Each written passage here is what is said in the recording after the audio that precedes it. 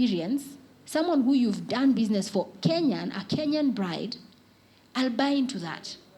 As opposed to showing me something that I know you downloaded off the internet. I'll even tell you where you got that video. So what am I saying to you? You must now start creating your own content.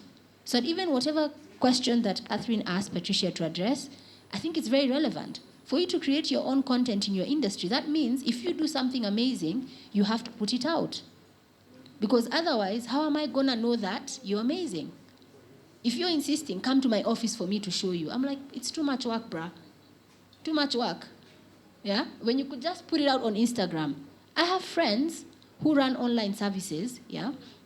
And the number one thing they'll always tell me, why I'm successful is because I don't tell the person, I don't put one picture and tell the person, come to the store to see everything else.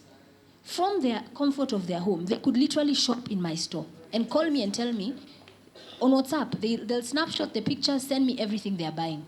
All they're telling me is, give me a shoe. All the shoes I've selected, size 5. All the clothes I've selected, size 10. This person didn't even come to the store.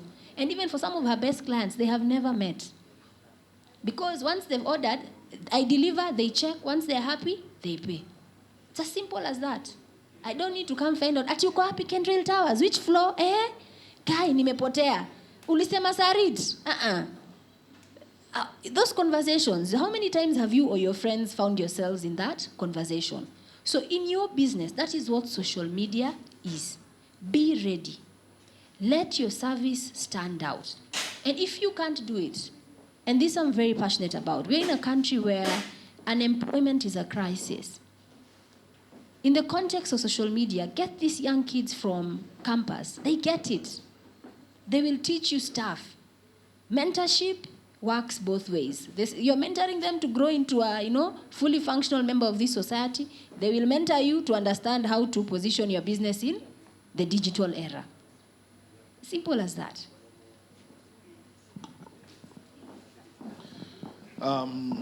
Thank you for your question. You talked about communicating to the millennials, and I think she's talked part of that. Yeah. For me, I think the most important thing is understanding how the system works. You need to understand how Facebook works. You need to understand how Instagram works, and Twitter works, and LinkedIn works. I think from a technology perspective, and I'm not an IT person by expertise, what I understand is that the algorithms keep on changing. And when the algorithms keep on changing, it's because, for instance, Facebook, if you posted something that is long, a video or something like that, it might not get the traction that you want unless your friends and people around you share it. So this comes to shareable content.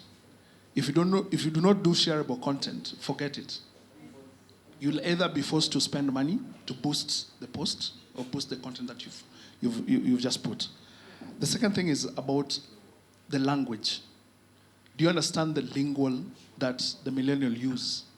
Yeah. If you understand the language of the millennials, that you'll be able to communicate. I think Catherine talked about the words that you use, yeah, to the millennials to market yourself.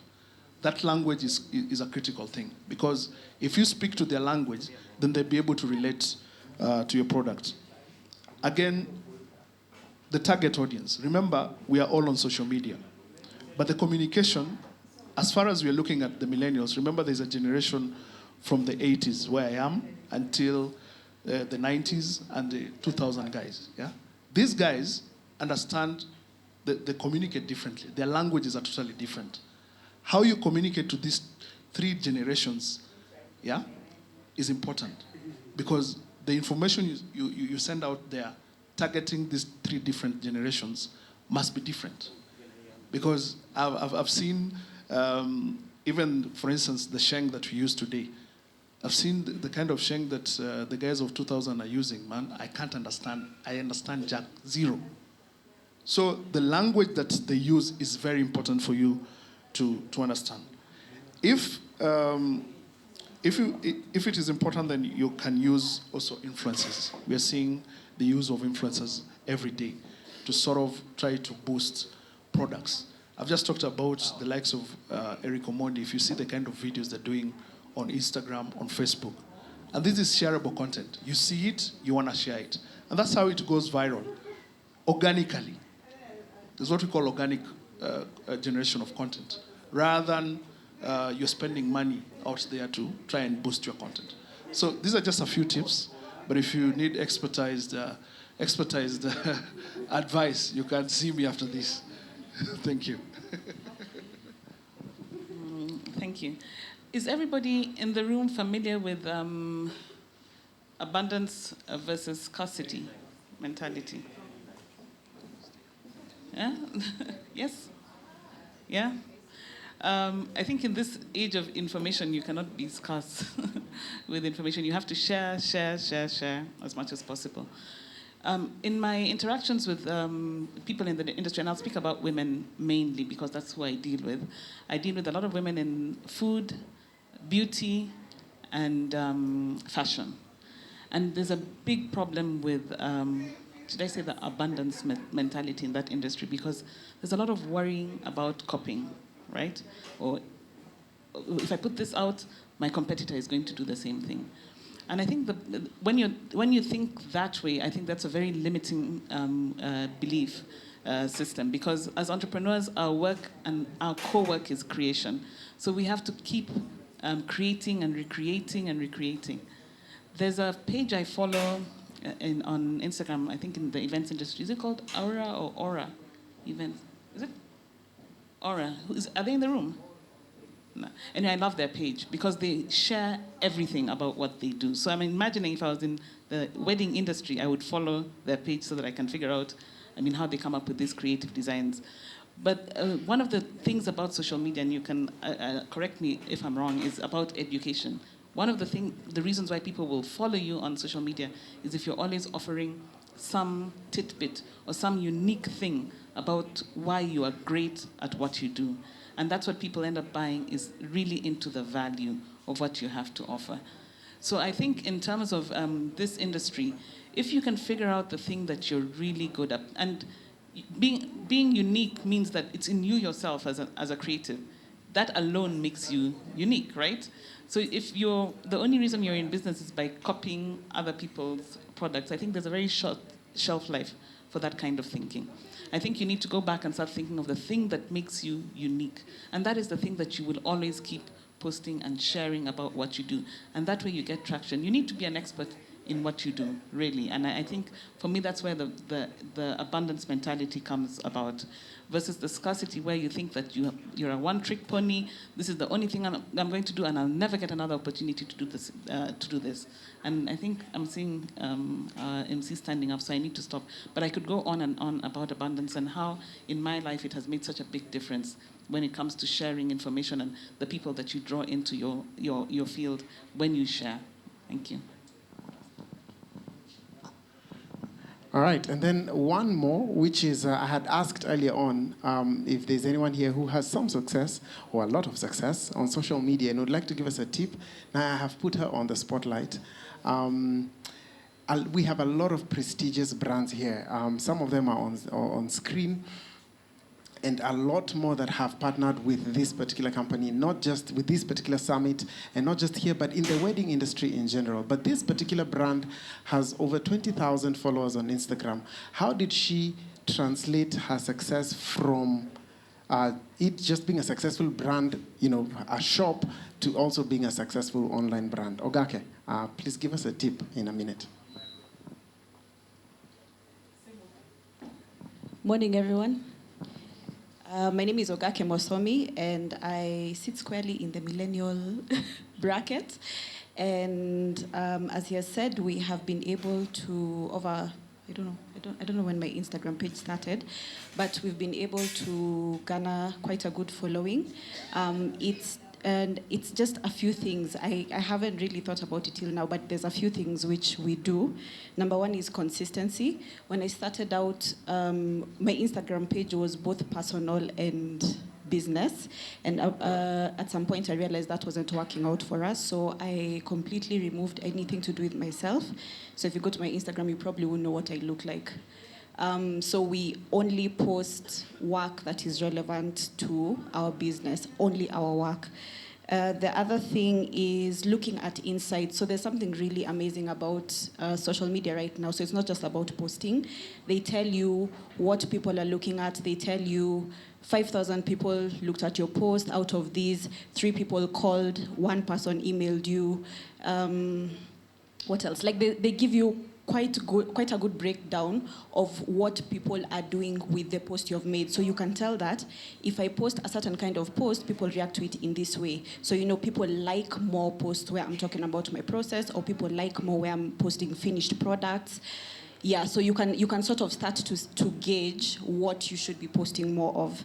The other thing is sponsoring posts. Again, that's a fantastic thing. So advertising on social media is quite affordable. Right now, we have a post for an event we're doing in a week or so, and it costs me $5 a day to get about, I don't know, it's like 6,000 people to look at my post, and you can really target exactly who you want to. I want women aged 20 to 40 years who live in Nairobi, Kisumu, Mombasa. So you can get very specific about who you want to talk to on your post.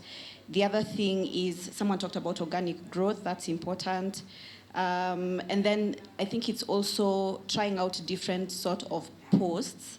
So for us, we make wedding gowns. So when we started out, we used to post the process of the dress, and people used to get really excited about that because they're waiting to see what is the final product. Then we started posting, when we started doing more work, because we had so much to post, we started posting the finished product. Then we realized, okay, people are excited about that, but they want more to see the process. And then when you're posting the final, they get more excited about plus-size brides than about slender model-looking brides. So it's, just that sort of thing, figuring out what your people want to see.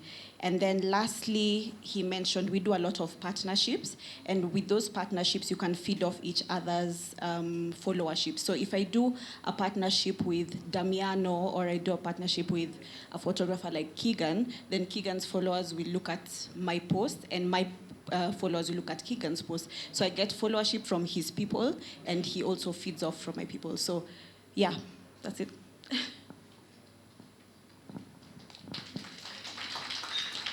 We can do better than that. Please, a round of applause to Ogake. And just before I release our panelists off stage, I'll just become a millennial a little bit.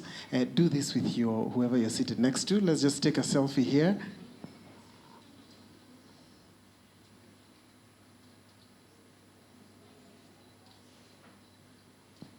Fantastic. Oh, sorry, duck face. Yes, we're supposed to do duck face also.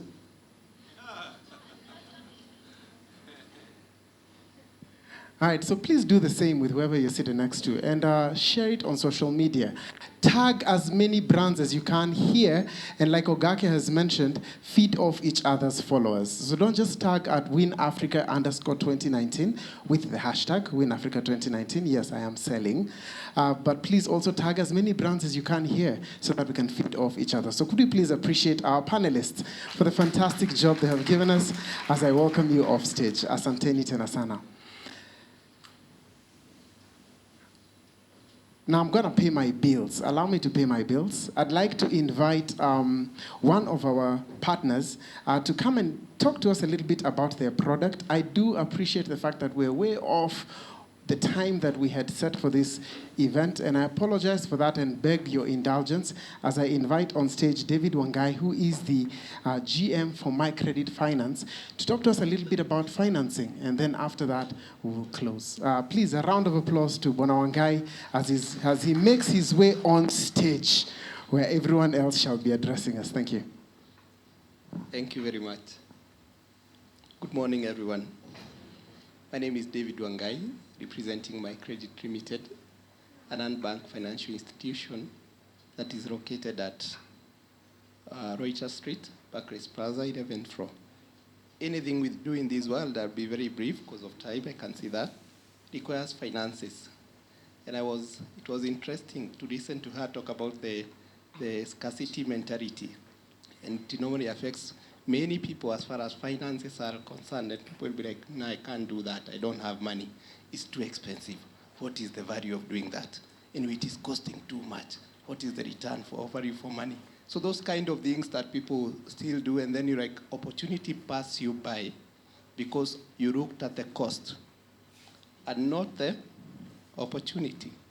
Now, I'm here to address that. I know there's an event that is coming, and we need to have finances that can bridge the gap for people who need to attend the ceremony. So we do offer finances tailor-made.